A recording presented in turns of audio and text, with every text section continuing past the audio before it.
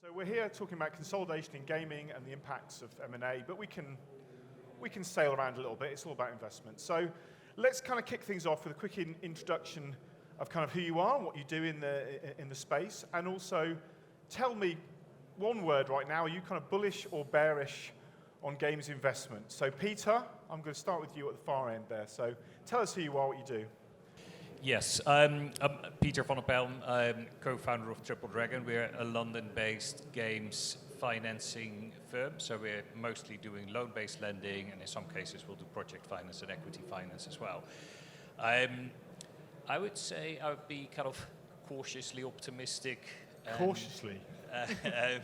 That's not bullish or bearish. You can't. Well, I would say leaning. The bell's ringing. Are you buying or selling, Pieter? Leaning bullish. I mean, yes, we're investing. We are seeing opportunities out there, but treading carefully, I would say. Okay, so cautiously bullish. That's a good start. Maria, tell us who you are. Is that on? Yeah, I think it's Perfect. on. Okay, so my name is Maria, and I'm one of the founders and managing partners of the Games Fund. And the Games Fund is an early stage VC fund. We manage $50 million, and we invest in video game industry. So in startups related to video game industry. And answering the question, I'm absolutely bullish on the investment in the video game market. Yes, that's what we want to hear. Yeah, so It'd be weird to have a panel of investors who are all bearish. You're sat here going, we don't want this. Yeah, is rubbish. you know, despite some technical challenges like IDFA and some macroeconomic turbulence, I still believe that investments in video games is a very attractive business. And historically, investors achieved the highest returns when they invested during crisis years. So if you're cautious about economic terms, like valuations, burn rate, and if you're able to locate the best companies on the market before other competitors, and if you have a strong investment thesis, I think it's like time for opportunity that probably happens once in a lifetime. Okay, cool. Hey guys, my name is Anuj. I've been in the gaming industry for the last 13 years as an operator investor. My last role was I was head of corporate development and investments for Craft and PUBG for India and MENA. And currently I'm CEO of JetSynthesys. One of the portfolio companies of ours is invest and operate arm. That means we acquire gaming studios under that. So in one word, this is the best time to buy studios. It's the best time to buy studios. Oh, that's good. Okay, so that's pretty bullish. Paul, I know you're a very unenthusiastic gentleman, so you're probably going to be... That's not true. I am Paul Dawalibi. I'm the CEO of Holodeck Ventures. People most commonly know me as the Prophet, especially in this region. I host a show on CNBC Arabia called Game Changers, which everyone should check out, covering the business of gaming. I've been investing in venture for 25 plus years, or on one side of the venture table or another, either building companies or investing in companies.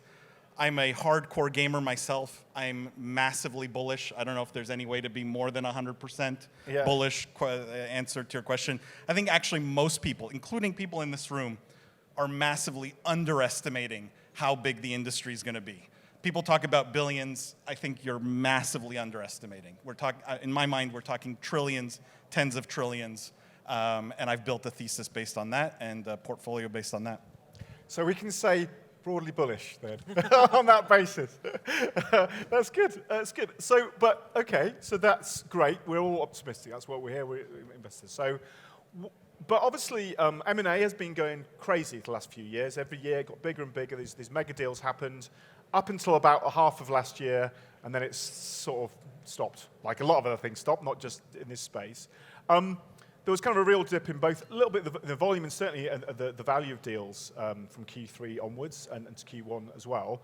There's been a little bit of a flurry recently. The Scopely acquisition is going through. There's the Rovio deal and a few others kind of in the wind. So where are we in terms of actual M&A? Do we see there's going to be a lot more? Are we going to get back to those mega deals? Of course, we haven't got the Microsoft Activision deal actually done yet. Whether that actually ever happened, we don't know. But is there going to be more of that? Do we see more big M&A activity? Do you want to go first, Paul? I mean, I definitely think there's going to be continued consolidation. The space still is quite fragmented, especially if you're looking at the game development side. There's still a lot of small studios. So I think, no question, you're going to see more consolidation. I look at the Scopely deal, though, as more of an anomaly and not so much a trend. Yeah. You know, for better or for worse, that they way overpaid. and I think that skews the numbers a little Yeah, bit, and the enthusiasm there. What about Rovio? Have they got that right, do you think? I don't know if you're advising Sega on that one, but I think all of these valuations are a little bit tricky, Right. but I think part of the challenge is there's not really a path, an exit path for gaming companies today that's really clear, right? Yeah. And part of the reason is just the markets are not that great, right? Like the paths for IPOs, like if you look at gaming companies that are public, and especially like esports companies that are public, most of them are complete garbage. Yeah. And so like there aren't great examples that other people can follow to sort of get to an exit. And I think consolidation is natural in those cases. You're going to have acquisitions at pretty reasonable valuations. And so I think it's an opportunity for buyers, obviously. Yeah. But no question that that consolidation trend is going to continue for the foreseeable future, because we still don't have, other than like the EAs, the Activision Blizzards, like you still have only a small handful of really large-scale companies. Yeah. And as you said, it's a buyer's market, so I'm assuming you agree there'll be more buying. Absolutely. I think the multiples right now are at its lowest than they can be. Like even some of the esports companies that you mentioned are trading at 0.8x of the revenue. Yeah, but the equity is worth zero, Yeah, right? and I understand, but what that means is that there's opportunity for strategic consolidation that can happen at this point. I think from a larger perspective, the public market dictates and the private market follows. The private markets have now started to follow. More of the guys who are cash rich are going to wait it out for a year, 2 years for the markets to improve, and they will not sell. So that might create artificial scarcity in the market in terms of people willing to hold on for 2-3 quarters. So overall, I see the activity continuing. There's no other way for gaming industry to sort of survive the IDFA onslaught in a lot of sense, other than to diversify the gaming portfolio in a massive manner. I think so. That's the primary reason for at least mobile companies, gaming companies, to keep the consolidation spree continuing. Yeah, okay. Do you Yeah, agree? Third thing I think it's worth mentioning is that what we see in reports about these big deals, they were initiated long before, so it doesn't really reflect the current state of the market. But speaking about the market history, right, so the 2020, 2021, they were like crazy years, very unusual, very like unprecedented, and it all led to some acquisition frenzy. So strategic companies fueled by some like stock market rally, and they ramped up their acquisition processes to extremes. So it's really hard to slow down because your investors always expect you to grow. So the acquisitions number, they kind of went up, but the quality went down. Right. And that was a great party, right? But there is no surprise that right now we all have hangover. But I still believe that there will be M&A deals and there will be hunt for strong IPs, so this all will continue, but we definitely see fewer crazy deals right now. Yeah. Would you agree with that, Pieter? You got anything else to add on that topic? Or? Yeah, that is consistent with what we're seeing. So if you look at a lot of the M&A activity that was driven by the larger kind of, or at the time, relatively large publicly listed companies, Getting smaller, some of them at the moment. Some of them are now like 75% kind of shrunk from there. But they were using their shares to kind of pay for acquisitions. They had kind of highly inflated currency, also the ability to tap public markets for more cash and tap into the debt markets for even more cash. And especially the debt markets and public markets are now effectively kind of shut down. So we're still seeing, and this is consistent with what Maria was saying, we're still seeing consolidation at the lower kind of range, where it's not so much driven by EBITDA at multiple X and get valued on the public market at a higher multiple. It's much more driven by it needs to make kind of sense where you can either squeeze more synergies or strategic benefits out of a transaction. So it's definitely changed the dynamics quite a bit. Was there a sense at all that, obviously, you know, the games industry invest in the games industry, right? You know, people and gaming funds. I think we're all still there. We're all very confused. Was there a sense that the wider world of investors, I don't want to say dumb investors, but people that don't know that market, had games as a trend for for a year or two, and now then it was Web3, and now it's AI. Is there a sense that kind of wider trend, Eye of Mordor, kind of moved on some now from games? Is that fair to say, or not at all? I mean, this is literally the definition of venture capital, like girls going to the bathroom together. Like if you look at the last 25 years of venture, it's always something new. It's clean tech, then it's ed tech, then it was social, mobile, local, then it was, you know, like there's literally, I could name you pretty much every 2 years what the thing they were chasing was. And I think there's this natural process that happens where the dumb money gets filtered out eventually. Yep. I would argue there's still a lot of dumb money in gaming, lots of it. Yep. And look, if you're smart, that's not a bad thing. I have no, like, I welcome all dumb money. But from a macro perspective as an industry, the problem becomes capital allocated to ideas and teams that maybe aren't deserving of it, yeah. And therefore you get subpar allocation of talent. Yeah. And then so from a macro perspective, the industry is maybe less efficient than it otherwise would be. Yeah, okay. Yeah, I think the thesis of having gaming-specific funds was originated from the fact that the other venture world doesn't understand this space, and you need to have a thesis for this space to be, you need to go deep in the space. You have to have subgenres, understanding of that, and develop very strong conviction to invest in this industry. And you need to have a heart of steel to survive the ups and downs. So I think the normal venture world is sort of still doesn't get it. Yeah. In that sense, and that's why people like them have been able to create a strong market presence. Yeah. Would you agree with that? Well, you would agree with that because you are. Yeah, I agree that this is true that there are some hype-chasing investors, let's call them this way, that like hot deals, and the strategy for them is to enter the hype wave as early as possible and then to exit before a new hype wave comes. And get on the hype, works well, the news. right? Yeah. But another problem is, and this is also true, that it distracts capital and attention from other sub-niches from the market. And I still believe that there are substantially profitable businesses like mobile games still are. Yeah. And I wouldn't level Web3, AI, and mobile on the same level because I think fundamentally Web3 have some challenges in their design. And I'm not a strong believer in Web3 in the short run. Okay. We're going to come on to this in a minute. So this is good. I like this. Can we just blame crypto people?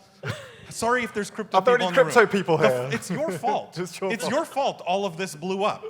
But I think we can talk about this later. So, yeah, we'll move on to that in a second. Why can't we blame them now? Well, you can blame them. Yeah, I mean, so talking about that, we've kind of moved into some of the. We mentioned the segments. We mentioned mobile. We mentioned. I wanted to just I'm jumping around a little bit here. I want to sort of talk about some of the trends in our view, in our eyes, that we think are hot, or some of the segments of the market that are hotter than others. So mobile is a good place to start. It's where we've been focused a lot of our time. It's been the growth engine of the whole industry for some years. IDFA has been a problem, right? Thanks, Apple. It's not all crypto. They weren't the crypto guys, not yet. Where are we with mobile gaming? What do you want, Pieter? I mean, you investments in that space. What do you think? Is it still, we're waiting to see how people get around IDFA? Has IDFA just made everything so hard now? We are still, I mean, we're seeing some developers and some UA specialists who are finding workarounds around IDFA. Not fingerprinting. You'll be on the naughty list if you do that. No.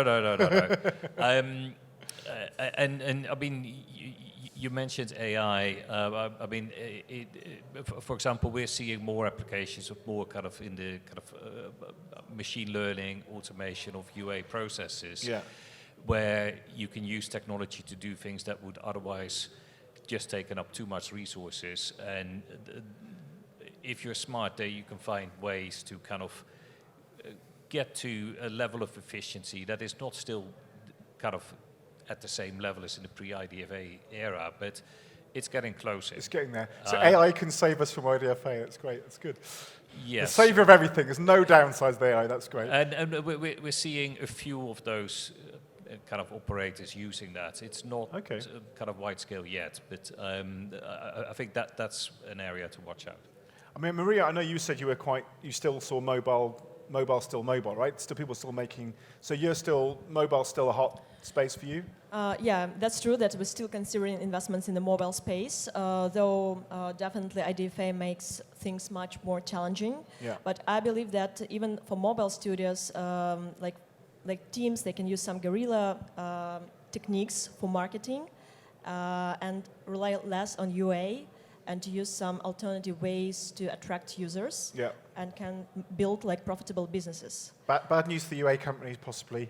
Bad news for Facebook, obviously. Didn't go out of this. But I'll come to you, Paul. I know you guys have these. Anuj, what do you think? Yeah, I think starting a mobile gaming studio now, if you're in the developed world, so to say, getting funding is super tough. If you don't have a strong pedigree. But if you're in the emerging markets like India, MENA, I think there is still a massive opportunity to create a local ecosystem with the local content. I think that is still a lot of content consumption is happening. Most of it is non-local.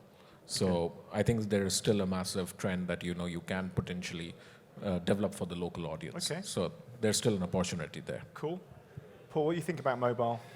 I mean, that question needs to be taken into context a little bit, right? Yeah. Who the investor is, what their time horizon is, what kind of money they're deploying. Like, I don't know if there's a clear answer. I can tell you my opinion. I think short term, there's opportunity in mobile. Yeah. No question, these can be very profitable games. I think everyone knows this. It's the majority of the revenue from the gaming market today.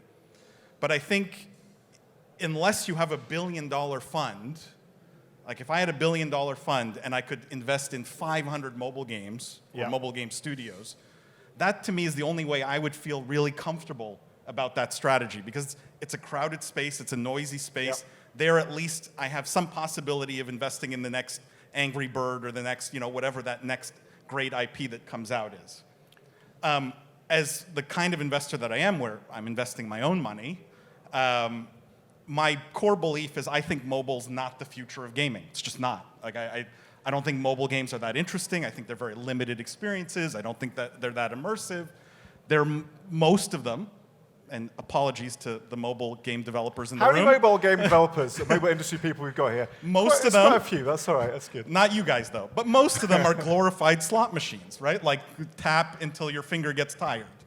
And we need to give Paul some recommendations of games to play. I don't agree with that. A mobile PUBG, I get it, okay. But the reality is the large majority, if you look on the App Store, are not great experiences. And I think the future of gaming is moving towards holodecks. Like obviously, I called my company that. I believe in this holodeck future. Okay. And so I wouldn't bet as an investor who has a 10-year or 20-year time horizon. I wouldn't be betting money today on mobile, but. Okay. I might be wrong. While we've got you then, so because we're not going to have time to go through these in too much deal, but looking at Web3, the metaverse, VR, AI, UGC, games tool, ad tech, what sort of areas would you be betting, if not mobile? Where are the hotspots for you? I mean, they're all writing this down. Who here is a Star Trek fan? Who here understands the holodeck reference? Okay, there's a few of you old enough in here to get the reference. But the short of it is, in Star Trek, there's a room on the starship called a holodeck. And you could go into this room and you could ask for anything you want. You could say, I want to go skiing in the Alps. I want to be Sherlock Holmes in a detective novel. And the holodeck would turn into this reality. And you're a part of the story. You're a part of the adventure. You're a part of the experience. I think human beings over the next 15, 20 years, we're going to create holodecks. So my thesis is sort of backing out of that. Okay. What do we need to build? What's going to lead towards that? So what leads towards that? You're not hating Apple's arrival on the VR AR scene. No, right? I think this is a great development. Okay, cool. Fair enough. What about yourself, Anuj? You've been in various parts of the industry. What bits excite you most at the moment? I think this year is probably just a wait and watch to see what's going to evolve, because I think a lot of technological shifts take some time. I think with the latest Apple Vision Pro announced, I'm personally as a developer, old entrepreneur, very excited about the new platform because it's revolutionary in multiple ways of Certainly how. most expensive hardware. Yeah, so that's why the early access guys paid 3,500 for the developers to develop 2 years later. Right.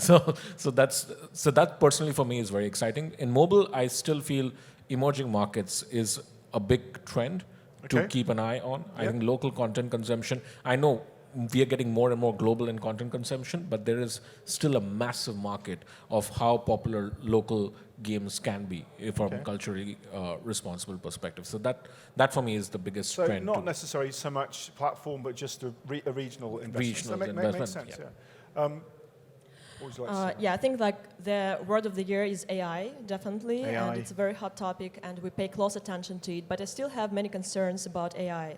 Of course, like last year, most of let's say 50% of our pitch decks were about Web3, and this year they are about AI, right? But at the same time, most of these startups, they kind of building like front end for the existing technology. So it means that they rely a lot on the third-party technology owners. And my question is, how defendable is that technology, the business is? So that's why we're a little bit cautious about AI right now. So what else? We were quite bullish about UGC, and we saw big potential there. But again, with these big developments, when like major players like Fortnite, Roblox, and Stumble Guys, exactly, unless you develop into they just introduce their own creative economy with amazing tools. And I think it's super challenging right now to enter this market for newcomers. And without some core gaming experience, it's impossible to build UGC platform right now. And another point, we're expanding our thesis to PC and console games, because I think this specific platform, they use to generate the strongest IPs on the market. And right now, that's probably one of the most attractive things for buyers, strong IPs. Strong IP. Okay, very interesting. Looking at Couldn't agree more. PC does not get enough love. PC IP, there we go. What do you think? Where are you excited about? Well, we definitely have seen a shift in activity from mobile to PC, and also seen more developers moving more into PC console, whereas previously they were kind of hopping on the on the mobile bandwagon. And this is also something that unfortunately we're still seeing in the market. There's a quite large number of developers who are kind of, rather than really thinking about what they want to do and where they see kind of the future in gaming, they're kind of hopping onto trends.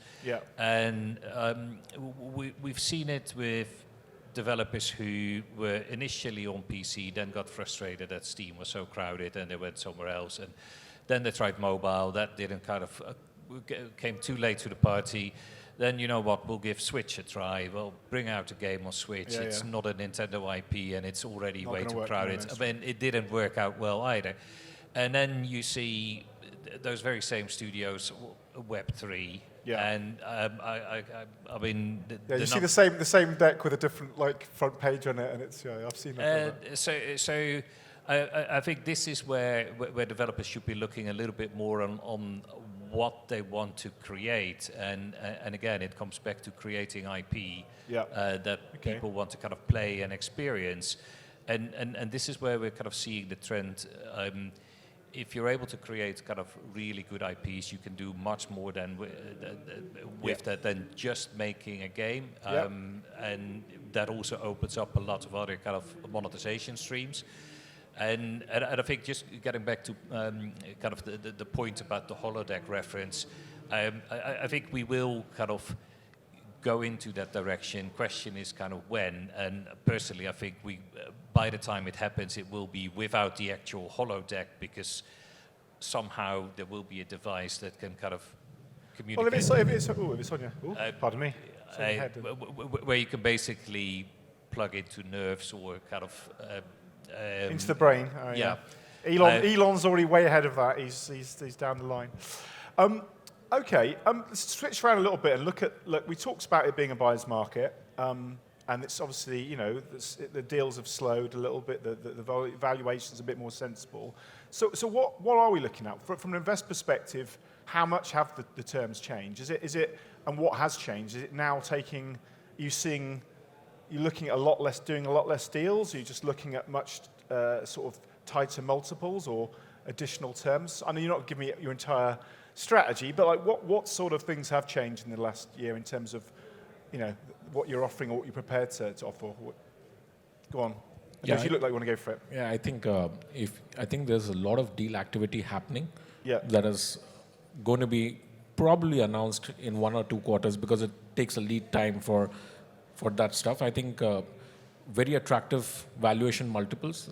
There's a lot of companies in 2021, for example, Crafton raised $3.5 billion in public markets. They have that war chest that they're willing to deploy, and this is the right time to pick off targets and expand on that. So I think next 3 to 6 months, you will see a lot of news of acquisitions coming up that's happening. I think it will continue. I think except for the large guys consolidation, that will one-off deals like the Savvy Scopely deal, we will see a lot of, you know, $200-300 million deals being announced in the next 2 quarters. Okay, cool.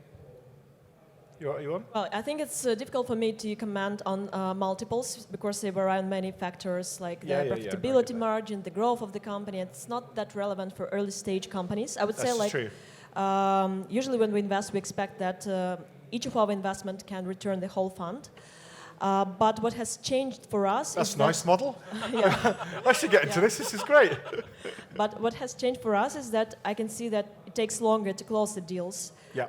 Because you cannot expect any light due diligence anymore, and it gets longer to find the right partner and to find the first yes. And what sort of time? I mean, obviously, I know that every deal is different and everything, but what sort of time frames are we talking? Like going from months before, like to 6 months, or what is it like doubling or trebling, or what sort? I think it depends if it's a VC deal. For a VC deal, the average would be around 6 months right now. And what also changed for us is that we became more cautious about burn rate and about runway. So when we invest, we expect that the company will have at least 18 months of cash. Okay. Yeah, cool. Just adding to that, I think a lot less VCs are now leading deals. They're ready to sort of back if someone is leading. There are not a lot of lead investors now in the gaming space. That's at least my observation the last 2 quarters. Okay, cool. Yeah, VCs who don't want to lead deals, these are bad VCs. That's just they're in the wrong business if they're only followers and they want to take no risk. Like that, you should change jobs, in my opinion. I think, again, the answer to your question depends on what kind of money you are. The reality is for most VC funds, while they may get gun shy, trigger shy a little bit, you know, the market takes a bit of a downturn, most of them have investment periods tied to their funds. They have to deploy all the capital within 4 years. Whether the deals are good, whether the valuations are good, sort of doesn't really matter. If they don't deploy the capital, they probably don't raise another fund. And there's quite a lot of money sat on the bench right now. So the sitting on the bench for institutional VCs always has a time limit. Yeah, exactly. Eventually they have to get off the bench and they have to deploy capital. If you're patient money, if you're investing your own capital like me, my thesis or philosophy hasn't really changed, right? Like, I'm still not going to overpay for deals. I still don't think you're worth this just because that guy's willing to give you money at that valuation. So, like, the fundamentals for me haven't changed. I think, Anuj, you mentioned it or alluded to it. Maybe the most important thing, if you're on the other side of the table and you're raising capital right now, the biggest impact on your valuation is not revenue, it's not the team, it's not any of those things. It's fundamentally, how long is your runway? How much cash do you have right now and how long will it last you? Because if you can wait out the next 2 years, you don't need money. This is the best time to be raising, and this is when you're going to be able to command the greatest valuation. When you're desperate, trust me, I know. Like, this is not rocket science. I know. And this is when you will get the worst valuation. That's just the reality of it. Yeah. We're obviously here. Oh, okay, we're here in the MENA market. We're here in Dubai. So let's look a bit about that. There's obviously been a lot of investment, a lot of money kind of in the region. You know, obviously, Savvy's kind of investment pool, wallet, well, whatever you call it, is sizable and has drawn a lot of attention internationally. But it's, money's being invested and deployed all over the space. We've got, especially in Web3, a lot of money's being spent here in Dubai. I know not all of you are from the region, but Paul, you are. Can you say anything if there's any particular variations or any particular character to the scope of investment that's happening here? Look, you still don't have a huge number of highly specialized VCs in the region investing in gaming. But there's not 25 funds, 30 funds that you can go to raise money for a gaming company locally yet. A lot of the outflow of capital still today is coming from Saudi. So a lot of the companies are chasing that money. Yeah. I think everyone a little bit overestimates how easy it is to go, like you're going to fly to Riyadh and come back with just a big bag of money. Yeah. Like that's just not the reality. I think they're a bit smarter than that. I think that's how they got the money in the first place. Yeah. Okay, fair enough. But I think what you're starting to see is smart VCs in the West start to pay attention to what's going on in the region. Yeah. So more and more, I get phone calls, every month from a VC in the West going, hey, what are you seeing? Are there interesting deals? What companies are you talking to, right? Like, they want to have a finger on the pulse of what's going on here. Yeah. And I think that's a positive sign. Places like Dubai specifically never have been the place where the government writes big checks. No. It's just not, it's not Dubai. So I don't think that's ever going to happen. But I think we will start to see big funds in the West have dedicated partners here. That leads to maybe dedicated, satellite funds here. And over the next 10 years, I think you're going to see a lot of capital very much dedicated to the region that's not Saudi Arabia. Yeah, maybe I'll just make a quick point here. I think the MENA ecosystem is still very immature and compares to, the deal flow as well, right? I looked at this region when I invested in Tomatum for Crafton, and there's only few pockets of places in the Middle East region where you can find good studios that make, or publishing models that make some revenue sizable for a strategic like Crafton to invest.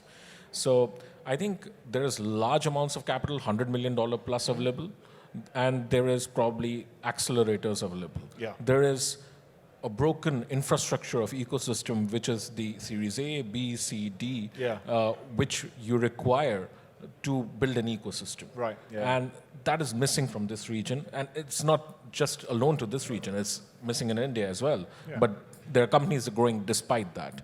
Here, the good thing is, at least there is a high-level policy in some countries to promote gaming. Yeah. Well, So a that's lot a of big countries. win. That's a big win. It's just that the capital is going outside the region. In companies they're getting acquired outside the region. I think once that capital starts to trickle down within the region, that's when the ecosystem development will happen. You guys put some into Tamatem, I believe. Is that right? So Crafton invested in Tomato, Okay, interesting. Yeah. You're obviously not from the region. Well, maybe I'm assuming, but yeah. Yeah, I want to say that I understand that it's still very early and it requires lots of time, lots of capital to build the whole ecosystem from the scratch. But I think that the region has done tremendous work to do so. And I see that companies, they open offices there, like people move here. One of our portfolio companies, they moved from the UK to Abu Dhabi, like because of the government incentives. No tax. Like low tax or basically zero tax, would be the right word for it. And I think right now, many companies that can raise funds from like international investors and still move here to enjoy some benefits that this region can provide. No, I mean we're partnering with a number of the groups here, the DMCC. There's a lot of support and incentives to come to these areas. I've got a bit more questions. I've only got like 4 or 5 more minutes really here. So I'm going to ask if anybody's got a question out there for what is an incredible panel. There is a chap at the back. Is anybody else? I'm going to have to do this myself, aren't I? Have I got one of my glorious assistants? Dave. Yeah, well, I'll pass you on. Sorry, Dave, because it's difficult to come up and down, that's all. There you go. Oh, you're coming up. You're coming up. That was very nice of you. There you go. Thanks. Thank you so much. Is that on? I don't know. Cheers. Oh, there you go. Thank you.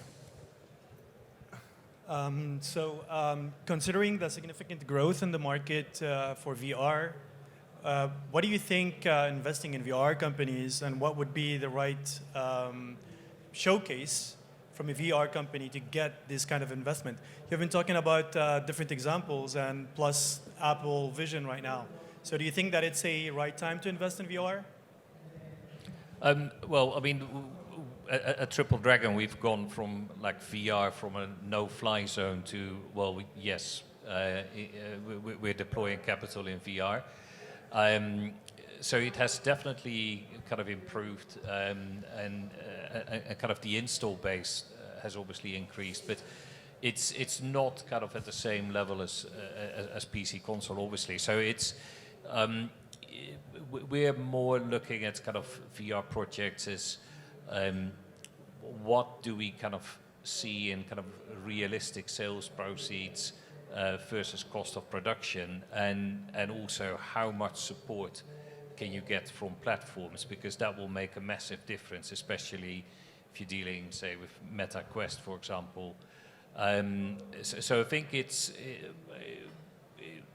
kind of trying to develop that relationship with the platforms is probably even more important now on VR. So you will find investors who will kind of put money into VR. Probably not kind of all of the kind of VCs or investors, but there'll definitely be a few. I can say about the games fund. So we don't invest in VR and AR from this current fund because we have some restrictions in terms of time frame for the fund. So we need to exit within like the next 5 years, and we still see that the audience is quite small. And I also see like the current device is kind of the barrier for the mass adoption. I mostly believe in the chip in the brain that can transform the image directly to your brain, and that can bring to mass adoption of VR technology. So we were discussing with our partners to expand our strategy for the second fund, but investing right now, I think it's kind of early for VC funds. Cool. I'll just say that... He just need a mic. Look at the man. I fundamentally think that Let's make sure it's on the record. Okay. Oh, yeah, you definitely want to get me on the record. Look, the core of what I believe, besides the holodeck, is in the short term, I always ask one question. Is this fun? It seems very simple, but I think so few people actually stop and ask this question because no one would have invested in crypto games had anyone just sort of stopped and asked. Are you a big Web3 fan? I don't know, it's coming across. But like, if it's fun, I think you have something investable, right? Like, I think you have the start of something that, yes, the install base of people with VR headsets is not as big as people who have PlayStations or PCs. But I think this is going to change pretty rapidly. The Quest 2 proved that a headset could sell en masse, like in large numbers. The next iteration, the Quest 3, is going to sell even bigger. I think it's going to be cheaper. So I think we're getting there. We're past the point, I think, of this is just super early adopters. And I would argue it's probably the right time to be thinking about what content's being built for those headsets. But I personally haven't seen anything that's blown my socks off yet that goes, yes, this is the game that's going to get everyone to run out and buy a VR headset. If I saw that, I think that would be interesting for me. Okay. Yeah, and I think we saw that game in AR, Pokemon Go. Yeah. But still the adoption. I mean, it's not really an AR game, is it? It's a location-based game. But we still did not see the massive adoption of investment happening in that region. So I'll just be a little cautious. I think at strategic level, you would want to see a consumer hit, like you said, really taking off before you see more people sort of putting capital in this. Cool. I think we've got time for one more question. There is one there. There's a Pieter, can you pass to David? Oh, there you go. Sorry, keep hold of the mic. Don't hand the mic back. It's a disaster. There's a chap there in the white. Are you raised asking? Yeah, that's you. That's it. He's going to pass you the mic. In the white shirt. You're very hesitant with your hand raising. I don't know what you're going for here. Thank you very much. Just a quick question. You mentioned earlier that you believe that in the long run, mobile games might not be like the dominant market in gaming. If it's not mobile, then what do you think will be like the dominant market? This will be like PC, console games? And just to add to this question, so we have seen some success stories recently with mobile platforms like Nintendo Switch, Steam Deck. Do you see a lot of market for that? Will it like replace mobile to that extent successful? Or what is your opinion on this? Yeah, I think, don't get me wrong, like the chip that's in your iPhone is pretty similar to the chip that's in your laptop, in your PC even, right? Like fundamentally, from a hardware perspective, the differences are getting smaller and smaller and smaller. So it's not that I take issue with mobile as a hardware platform. I think the way I think about mobile is, what is the experience that you can deliver to the user? And when you have a 6-inch screen and no buttons and no interface other than touch, the limitations, the box you sort of put yourself in terms of what can be built, what possible experiences you can deliver, is very small by definition, right? You make the box small, the kind of experience you're going to be able to deliver is small. And so I don't get hung up on hardware or platform. What I'm thinking about is, what is the platform that's going to allow experiences that I haven't even thought of, right? That's going to blow people's minds. It's going to be so much fun. Did you ever play WoW in its beginning? I don't know how old you are, but like that feeling where you're ready to give up your entire life, your marriage, your girlfriend, to just go play this game. That's the feeling I think gaming needs to get back to. And this is the kind of future experiences that I'm thinking about, not so much platform. But the platform, if it restricts that experience, that's when I take issue with it. Okay, it's a good answer. I'm going to have to wrap it there, I'm afraid, because we've got other content to come. We could probably speak for another hour. These guys are brilliant. Thank you so much for your time and for your insight. Really appreciate it.